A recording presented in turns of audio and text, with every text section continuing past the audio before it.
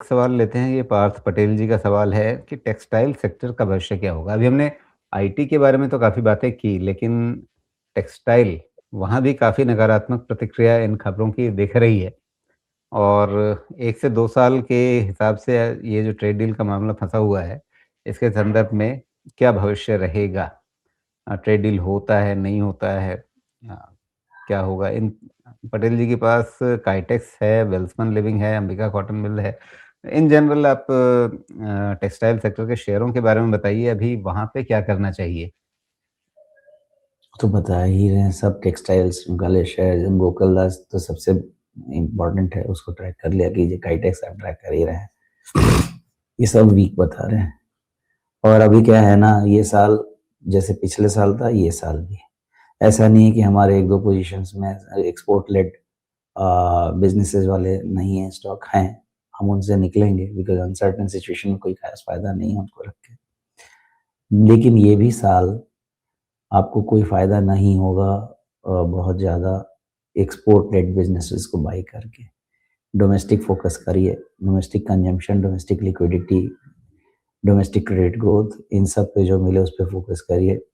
Export lead वाली जो चीज़ें हैं, इस अनसर्टेनिटी में उन बेचारों की पिटाई हो जाएगी। तो मैं नहीं समझता कि टेक्सटाइल एज ए सेक्टर बहुत फेवरेबल रह पाएगा इन्वेस्टमेंट स्टैंड पॉइंट से। Even for that matter tactical bet भी वहाँ पे नहीं बन रहा है।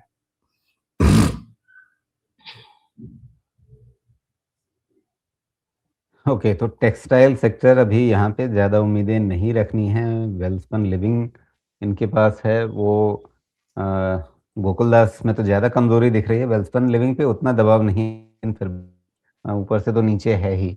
इसके अलावा इन्होंने बात रखी काइटेक्स गारमेंट्स की, तो काइटेक्स का चार्ट कैसा दिख रहा है? एक बार इस पे नज़र डाल लेते हैं। काइटेक्स गारमेंट्स जो है ये भी काफ़ी गिरा है। पहले ही गिर गया था और उसके बाद फिर बीच में सँभलने की कोशिश, वापस नाकाम और पिछले कुछ दिनों के अंदर फिर से गिरावट आई है। तो मतलब टेक्सटाइल में अलग-अलग नामों का विश्लेषण करने से ज़्यादा है कि आप इस सेक्टर को ही फ़िलहाल कुछ समय के लिए अलग कर लें अपने पोर्टफ़ोलियो से।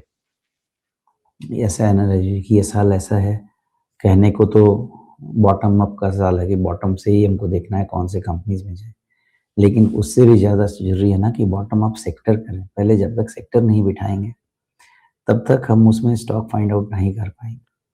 तो पहले सेक्टर ठीक बिठाइए। वैसे काइटेक्स गारमेंट आपने पूछा है, तो ये जस्ट मैं ड्रॉ कर रहा था, तो ऑलमोस्ट 62% का जो रिट्रेसमेंट ऑलमोस्ट हो ही चुका है। तो यहाँ जो लो बन गया है ना अराउंड 150 का, यही इसका रेंज है। 165 67 है, नीचे 150 तक है। यहाँ पे 62% रिट्रेसमेंट कंप्लीट होते हैं, यानी नया फॉल शुरू होने के लिए 150 के नीचे का क्लोज जरूरी है। देन ये अपना 110-15 वाले रेंज के लिए रेडी।